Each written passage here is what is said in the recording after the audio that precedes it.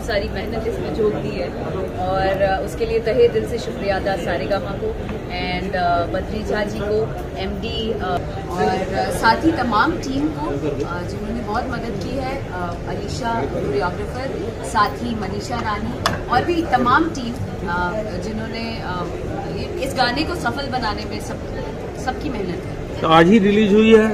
आज ही रिलीज हुई है और मैं चाहती हूँ दर्शकों से कि तमाम लड़कियाँ जो हैं वो अपने रिलेशनशिप में चाहे वो शादी भी करती हैं तो सोच समझ के हर चीज़ से अवगत होने के बाद स्टेप लें।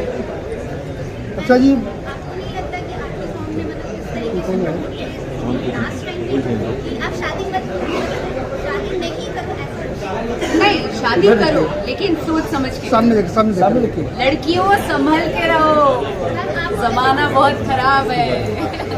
भोजपुरी में कुछ अलग करने का प्रयास आप द्वारा किया जा रहा है। हाँ जी, मैं